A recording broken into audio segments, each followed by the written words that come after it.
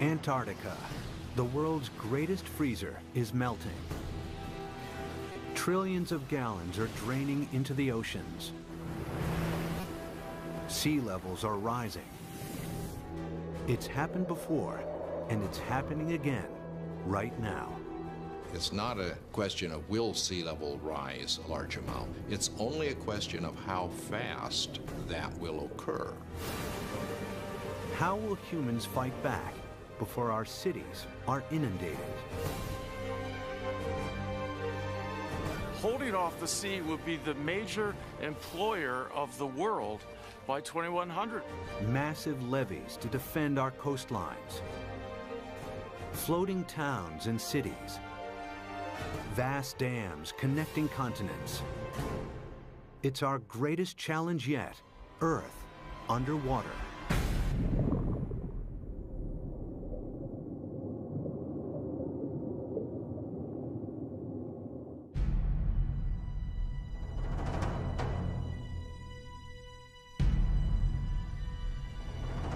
This is New York in the 24th century.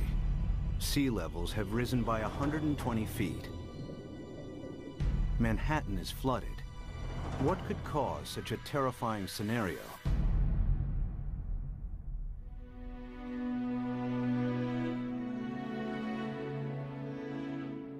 The answer lies here, in Antarctica, where vast amounts of frozen water are locked up in ice.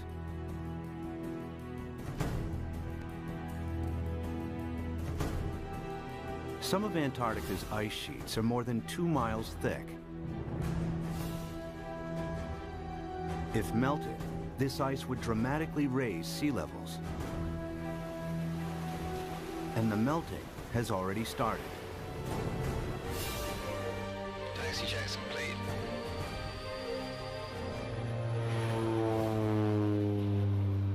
Scientists want to know how much frozen water the continent actually holds, and how much global sea levels will rise if it all melted.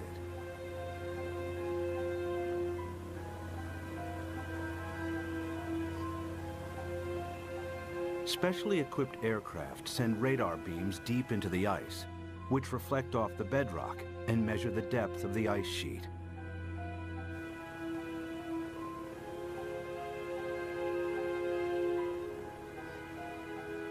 After hundreds of flights, they calculate that Antarctica contains over 90% of the world's ice.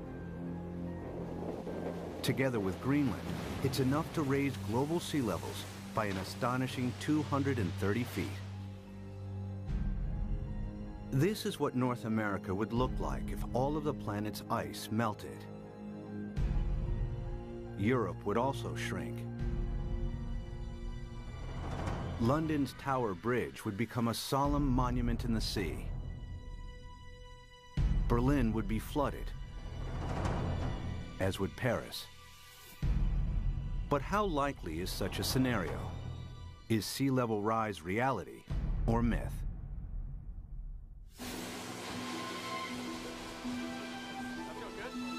Professor Peter Ward is a paleontologist and astrobiologist.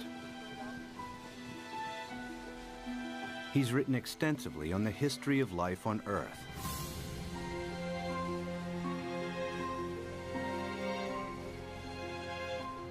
Today, Ward wants to know what would happen to our planet if sea levels rise foot by foot. Somebody give me a zip here. The journey begins in the Florida Keys, a chain of islands south of Miami.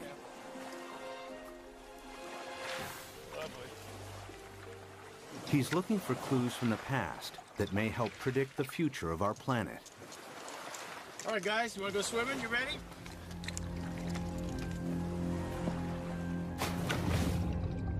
Just a few feet below sea level are banks of coral that have been at this location for over 4,000 years.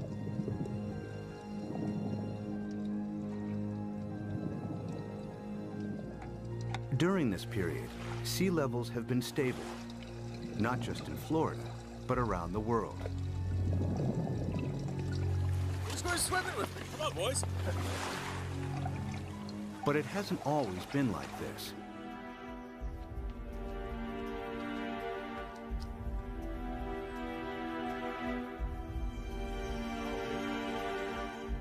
A few hundred yards from shore, Peter visits an abandoned quarry that reveals startling evidence from the past. Oh yeah, beauty. Nice. Look at this dude. Sitting right in growth position, grew straight up. Very nice. I came here at a very young 23 years of age. Our professor brought us to this quarry and said, this is a perfect reef, and it is. Look at this big coral sitting right in place. This is how corals grow straight up. And not very far offshore from us, we have these same corals living in place. And these things have to live in at least 10 feet of water. So we're sitting here. There's not been any volcanism. Nothing has lifted Florida up. How could you get this coral this high up in the air now, unless you had sea level, at least another 10 feet above this? It was the first indication to me that sea level, which I knew had gone down and come up, but I had never thought that it could be higher than it is now. If history repeats itself, our coastal cities would be inundated. Sea level rise is not a myth. It could happen again, just as it's happened before.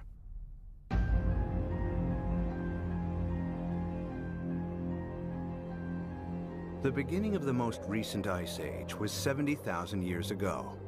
The ice sheets expanded, the planet's landmass grew, and sea levels fell. Then temperatures rose again. The ice receded. Sea levels climbed and eventually settled at today's coastlines. But global temperatures are on the rise again. This time from humans burning huge amounts of fossil fuels. They produce CO2 and other greenhouse gases that heat up our atmosphere. Whenever global temperatures rise, sea levels follow. We have emitted so much carbon dioxide that the amount of carbon dioxide in our atmosphere has increased by about 1/3 in the last 100 years, and it is now higher than any time since at least 1 million years. We expect about 3, 4, even 5 degrees centigrade warming in this century. The warmer it gets, the faster the sea level rises. That means sea level rise will get faster and faster as we heat up the planet more. Of course, predicting future sea level rise is difficult, as the planet has never before experienced the dramatic increase in CO2 of the last 100 years. But Professor Rahmstorf's climate model predicts a maximum 6-foot sea level rise this century as higher temperatures kick in.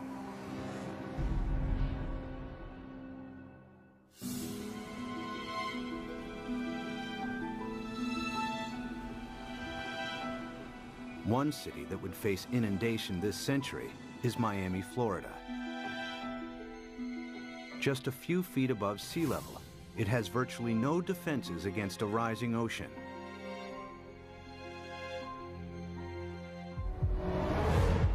After 1 foot of sea level rise, these beaches would be regularly flooded at high tide. After 2 feet, many roads would be submerged. After 3 feet, if a hurricane strikes, the surging water would overcome sea defenses and cause flooding deep inland. Much of the region's coastal real estate would be ruined. We are looking at millions and millions and millions of dollars of real estate here. And we can assume that every one of these things is $500,000 to $1 million. We've got 100 here, we've got $1 billion in a very short area through here. So our $1 billion of houses, we get 1 meter, 3 feet of sea level rise, and every single one of these houses is useless. Who's going to buy them? What happens to this $1 billion of real estate by the time we get 3 feet? I mean, it's gone. It's useless. It's just, you scrape it off with bulldozers, and you just leave it here. That's what will happen. It'll just be left here. And it's not just residential properties that will be affected.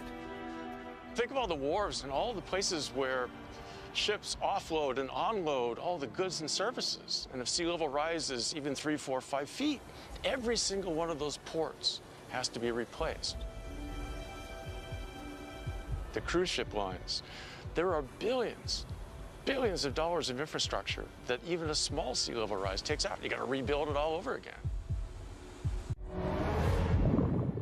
After 4 feet of sea level rise, electricity supplies would be affected as coastal power plants are flooded. After 5 feet, some of Florida's freshwater resources would be contaminated with seawater, and the Everglades National Park becomes a vast bay. After 6 feet, millions of Floridians would have to evacuate the state. So what's going to happen to Florida? By 2100, we'll be at least 4 to 6 feet higher. So this tide, which is not a high tide, will be about here, up to here. There's no way that we can keep the sea back as it rises. Miami-Dade County will be severely diminished.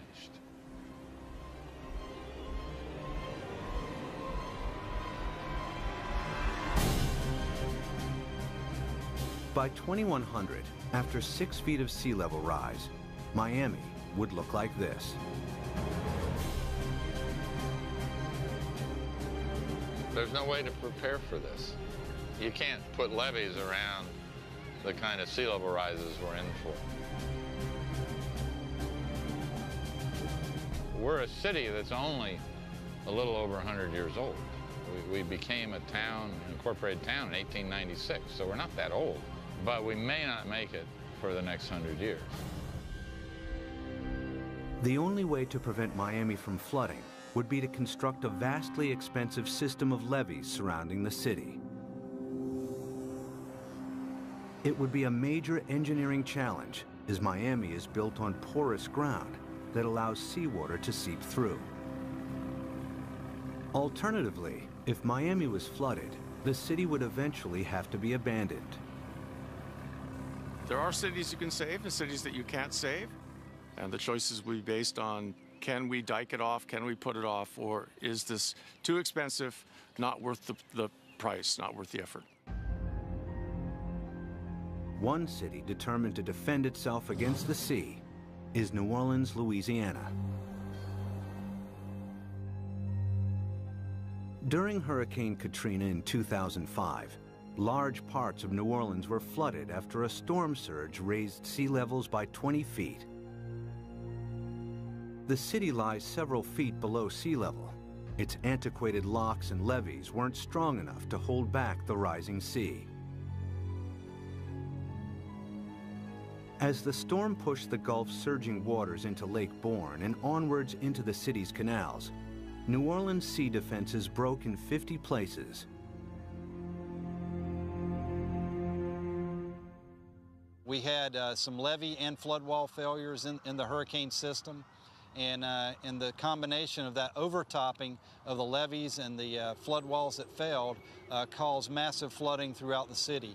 About 80% of the city of New Orleans was flooded following Hurricane Katrina.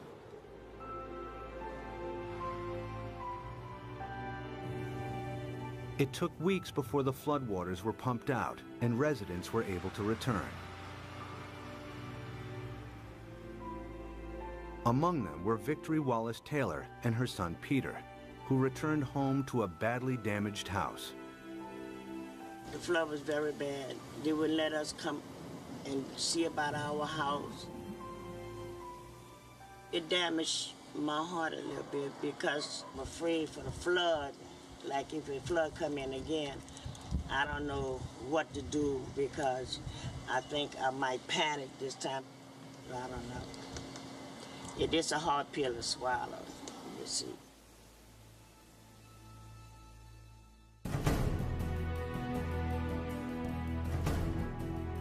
To prevent New Orleans from flooding again, the U.S. government is investing billions of dollars in the city's sea defenses.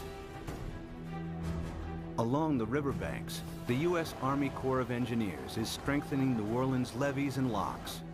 Their work here provides future insight into the kinds of construction that may be needed to protect coastal cities around the world against rising sea levels. We learned a lot of key lessons, and some of the key lessons learned were incorporated into the designs for the Greater New Orleans Hurricane Storm Damage Risk Reduction System. And that system is a series of many different aspects. It has flood walls, it has pump stations, it has levees. There's the series that we call the multiple lines of defense. New Orleans defense takes a unique approach against the rising water by confronting the enemy itself. The flood surge that broke its sea defenses approached the city from Lake Borgne, a lagoon east of New Orleans. It's here where the U.S. Army Corps of Engineers is focusing its efforts. What we've done now is we moved the defense of the city out. We're about 12 miles from downtown, about 8 miles away from the 9th Ward, which is flooded. What we've done is we moved the protection from downtown, the heart of the city, left it in there, improved it. We've moved all the way out here, 8 miles out to the edge of Lake Borgne, where we now have this brand new structure which works as a primary line of defense. New Orleans is made up of the best topsoil from the United States that came down the Mississippi River and built up down here. However, back in graduate school, the whole idea was that the better it is to grow something on, the worse it is to build on. Well, this is the topsoil of the nation down here, so it's the worst possible stuff to build in. What you see behind me is the Hawken. It is a pile-driving crane brought in from Seattle, Washington, across the Pacific Ocean, down to the Panama Canal to New Orleans to build this particular gate and the barge gate. And what we've had to do is go down 60 feet through the newer material down to the old Pleistocene clay, and that is our basis. So the main wall itself goes down to minus 130 feet, and the batter piles that brace it are down to 190 feet. All tall buildings in New Orleans, the dome, everything is based upon piles. The new seawall also has to allow ships to pass through.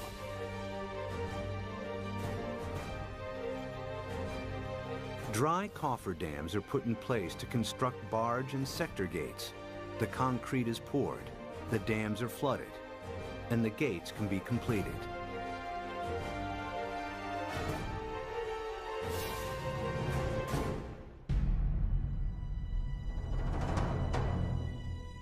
New Orleans' new sea defenses are costing the taxpayer a hefty $15 billion.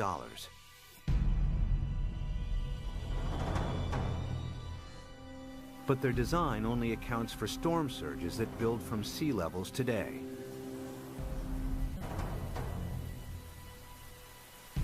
If sea levels rise by 6 feet, any storm surge would be higher as well, and the city's sea defenses would have to be heightened at an even greater cost.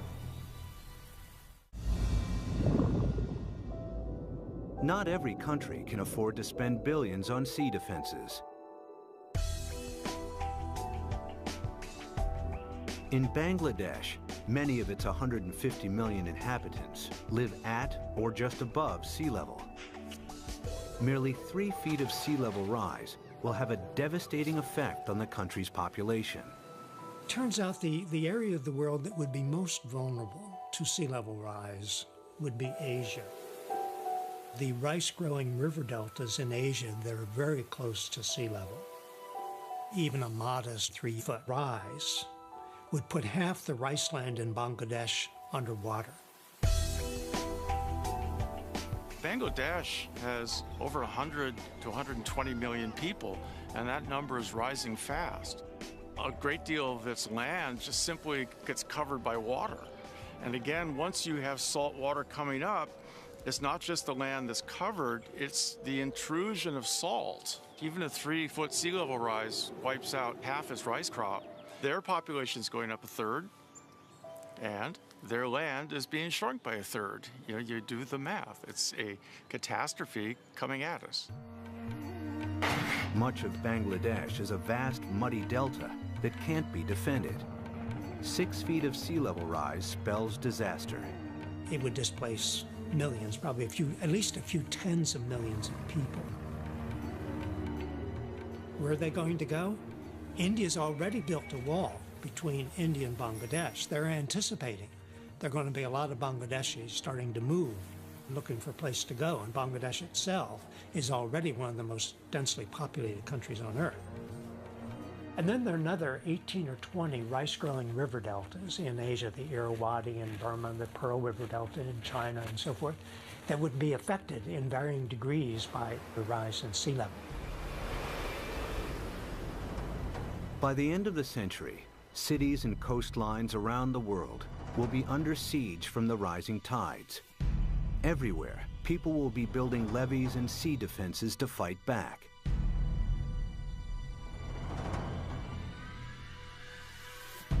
But sea level rise won't stop at 6 feet. They're likely to rise at an even faster rate.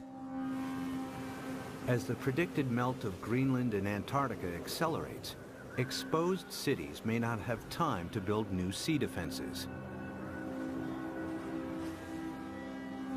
Clues about the speed of future sea level rise are found during the time of the last ice age. As global temperatures rose, the planet's ice sheets melted into the sea. Sea levels increased by a staggering 390 feet until they settled at today's levels. How fast did this happen? The answer may help predict how quickly sea levels could rise in the next century, and how much time we have to defend our coasts. Professor Rick Mortlock is one of the world's leading experts on past sea level rise. He and his team collect fossilized coral from the seabed. In the lab, they analyze and compare the exact depth and age of each sample.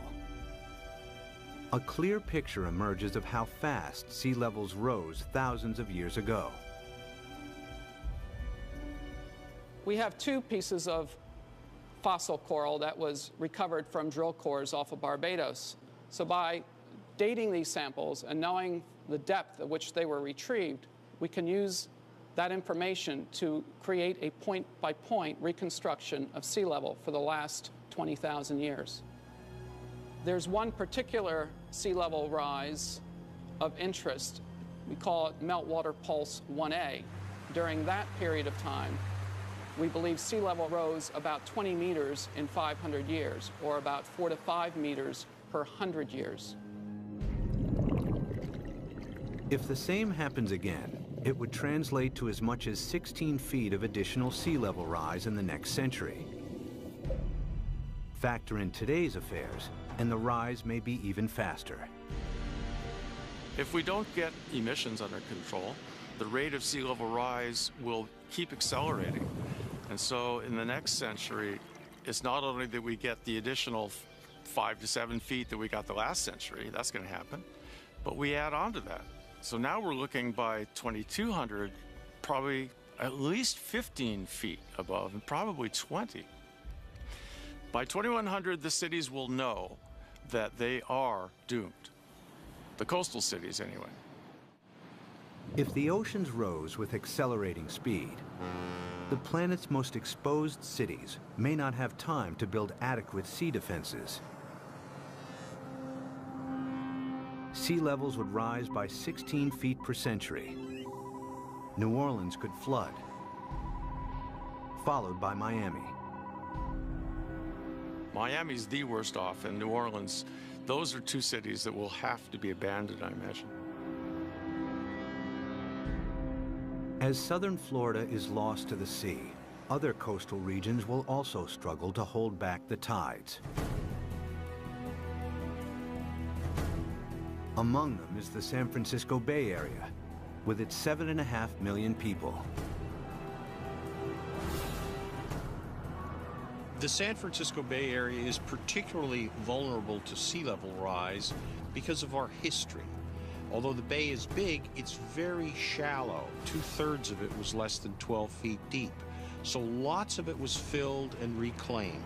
We're standing here on reclaimed land, and all of downtown San Francisco, the financial district, is on reclaimed land. We've already seen 7 inches of sea level rise in the bay over the past century. We know this because the longest continuously operating tide gauge in America is at the Golden Gate. So we have 154 years of data. We're just now beginning to realize with accelerated sea level rise, we're going to have to prepare and have a new plan for how we deal with it in the Bay Area. If sea levels rose by an additional 16 feet per century, hundreds of thousands of people would lose their homes in the Bay Area.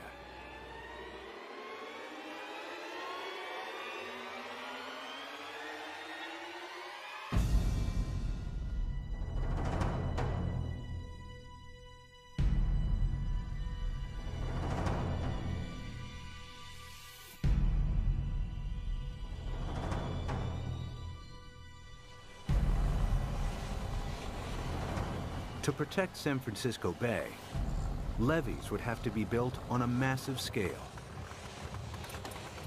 The silver lining is the engineering will create so many jobs.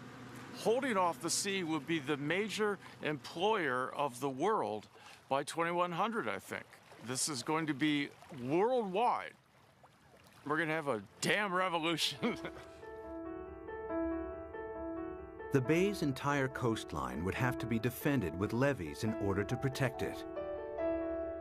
But in the east, the Sacramento-San Joaquin Delta would remain vulnerable because it's at or below sea level. The Delta has some of America's most fertile farmland. The most important part is food. It's unbelievable the proportion of human food that comes from land that is at sea level, not necessarily right next to the sea, but at an elevation that will be impacted by sea level rising. Sea level rises a little, all those fields next to it, even if they're not covered by the sea, are rendered useless for human crops by the sea. If the Delta and its farmland were lost to the sea, California's food supply would be in jeopardy. The Delta is also one of the main sources of fresh water on the American West Coast. This is the hub of California's water supply. 26 million people drink water that comes from this estuary. That's a huge number. 2/3 of the population of California gets water from this estuary. If you raise sea level even a foot, which in our mind isn't all, as geologists, that doesn't seem like much, yeah, but that's common, yeah. If you raise sea level a foot, the work that we've done suggests that you will salt up this end of the Delta, even if the levees all stay together, even if they don't fail.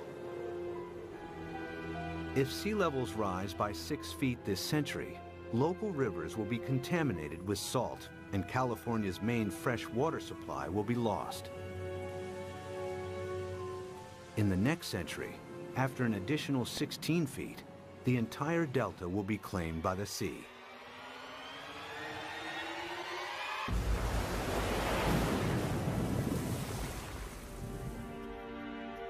But there may be a way to defend both the Delta and San Francisco Bay. San Francisco is among the best, easiest to save. The most radical solution would be putting a big dam right across the bay under the Golden Gate Bridge. On the ocean side, the sea is about 130 feet deep. Building a dam would be controversial and would turn the bay into a freshwater lagoon. But at a time of intense sea level rise, some may consider this the best option.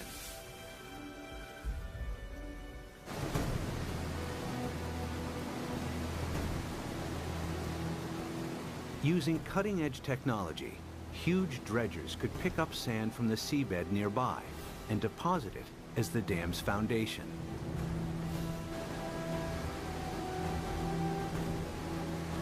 The dam's shallow incline would ensure maximum stability against earthquakes, breaking the power of the ocean waves with ease.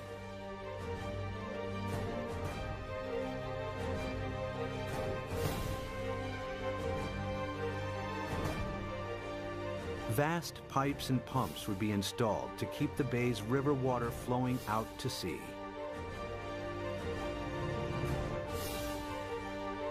The Golden Gate Dam would cost $2.5 billion and could be heightened to deal with any sea level rise in the future. San Francisco and the Bay Area would be saved.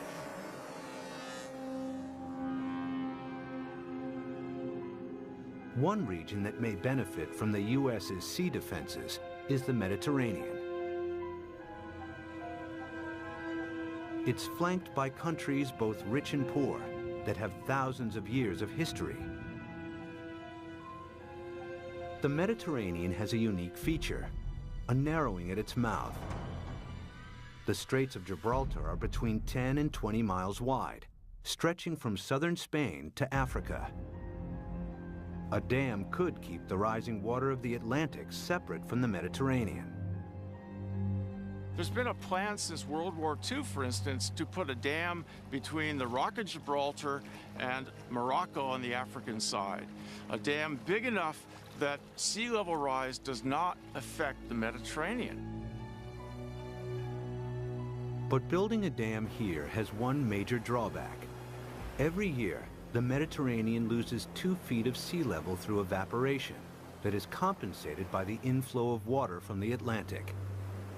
The dam would cut this off.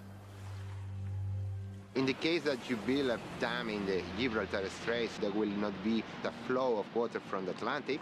So in the case that you cut the flow, so there will be a evaporation, there will not be compensation, and there will be a permanent drop of the water level. After years of evaporation, the Mediterranean would turn into a stagnant saltwater lake. Eventually, the sea would dry out. And if then the sea level would rise, let's say another... Sea defense engineer Peter Janssen maps out possible solutions on how to keep the Atlantic flowing while building the world's largest super dam. I looked at the surroundings. I looked at what may be required to make a closure. And then, well, I thought it may be feasible.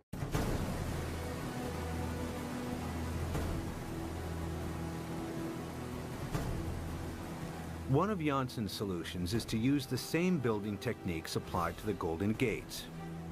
The dam would be 20 miles long and tower 1,250 feet above the seabed, the same height as the Empire State Building. Another solution is to keep the natural flow of the Gibraltar Straits. Huge amounts of Atlantic surface water will flow into the Mediterranean.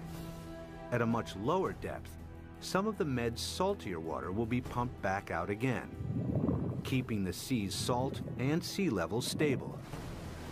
The world's greatest super dam would cost $275 billion. The total cost related to what may be the impact for all the cities around the Mediterranean, it seems acceptable. It may be a solution.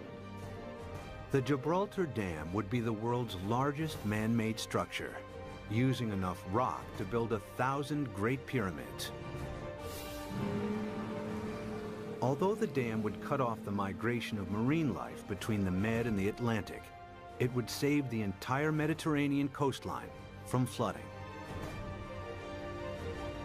It's certainly technologically possible. The old cradle of civilization becomes really the center of civilization. They would be the last coastal cities never affected by sea level rising.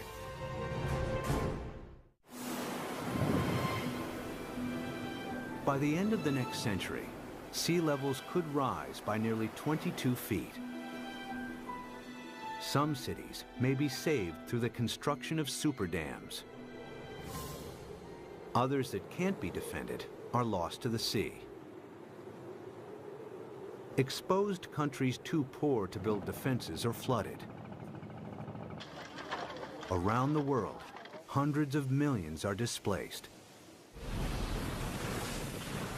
It's likely that by the 23rd century, the ice sheets will melt at an even faster rate, and that the oceans will rise with increasing speed.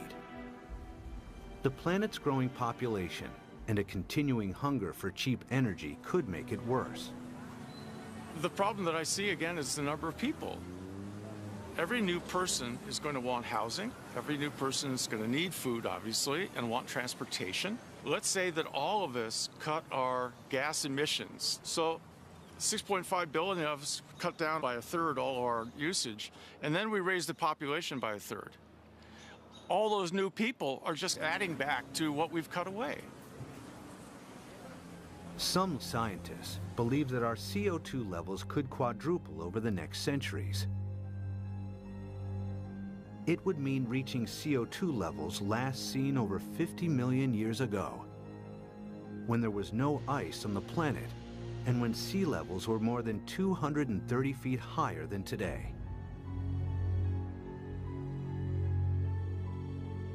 In the worst case, if we are so foolish as to burn all the fossil fuels so that carbon dioxide increases to more than 1,000 parts per million, then there's no question we will melt all the ice on the planet, which would mean a 75-meter or almost 250-foot rise in sea level. It's not millennia. It's not going to take thousands of years. The forcing of humans is so large that it will do the whole job within a timescale of centuries, I believe. This is the worst-case scenario. CO2 levels triple, global temperatures dramatically increase, and the Antarctic rapidly melts.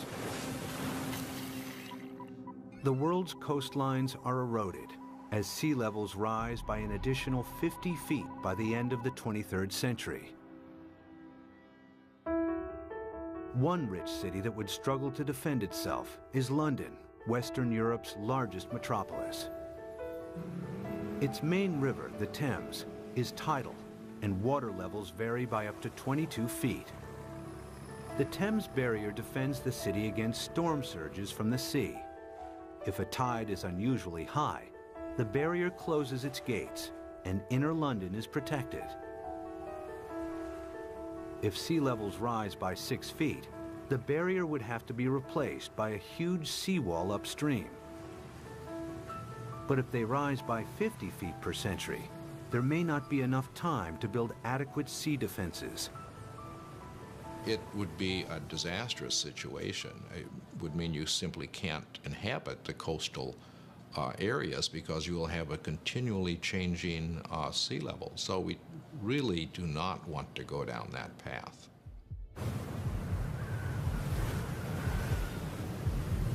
If CO2 continues to increase at a growing rate, 50 feet of sea level rise per century is a distinct possibility. The swiftly rising oceans would bypass any new seawalls. London and large parts of England would be flooded within a few centuries. The worst case scenario is when we have maybe 4 to 6 feet within a decade.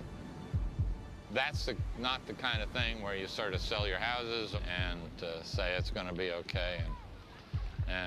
But you're trying to get out of there without drowning.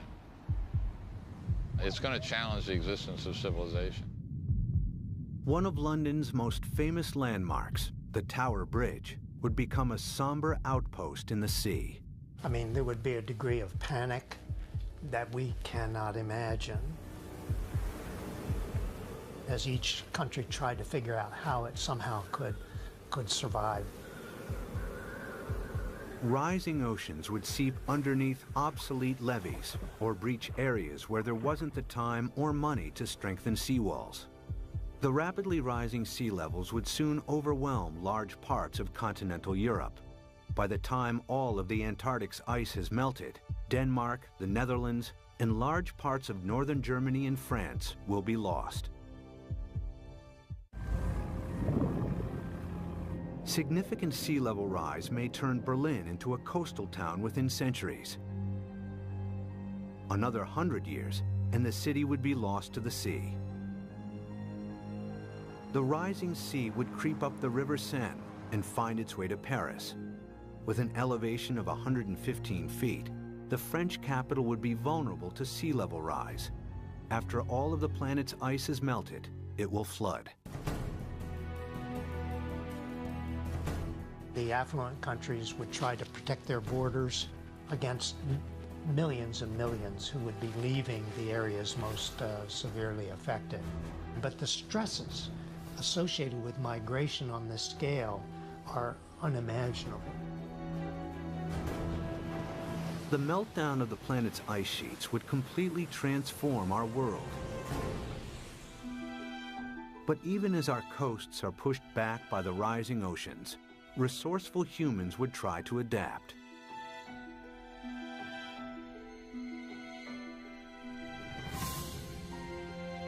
There are already plans to rescue New York.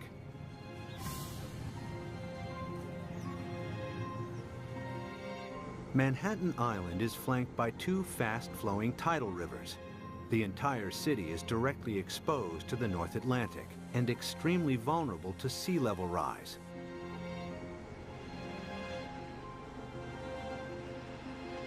Professor Malcolm Bowman is an oceanographer and expert on the effects of sea level rise in New York. If the worst case scenario of the rapid meltdown of the ice sheet on Greenland, the West Antarctic ice sheet, were to happen extremely rapidly, the future of New York City is in peril. So the city has two options. One, either build massive defenses, or two, start evacuating the city and its population to higher ground. The flooding of New York's underground installations would only be the first in a series of catastrophic events. After the first 6 feet of sea level rise, parts of lower Manhattan would be submerged. If sea levels rise by 50 feet, the water would move into Times Square. Behind me is the Manhattan Bridge, with sea levels rising 250 feet. That bridge would have seawater lapping around the roadway.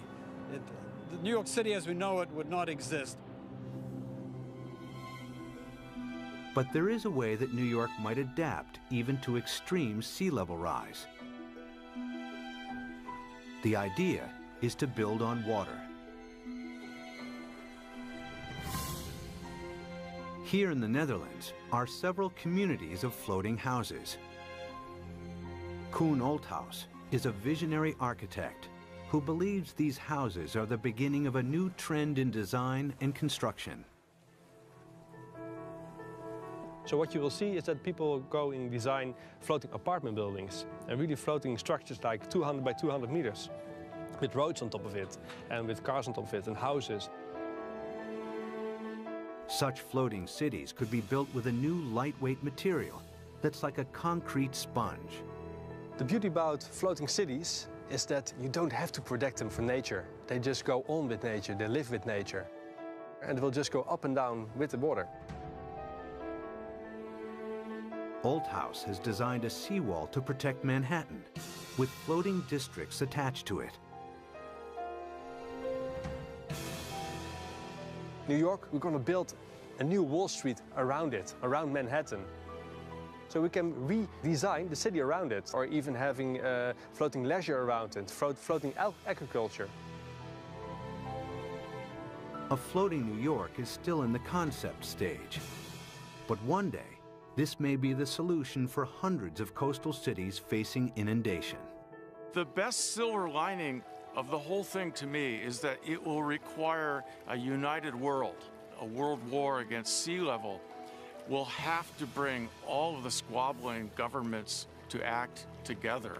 The sea doesn't care what your national boundary is. It's an equal opportunity flooder. We will have to, as a planet, come at this in a united fashion. Whether it's the construction of massive seawalls or super dams, sea level rise will happen. The question is not if, but how fast and how much our oceans will rise. Much will depend on our own CO2 emissions. Humans will need all their ingenuity to meet the world's greatest challenge yet. When when 7 p.m. feels like this, you must be watching the National Geographic Channel.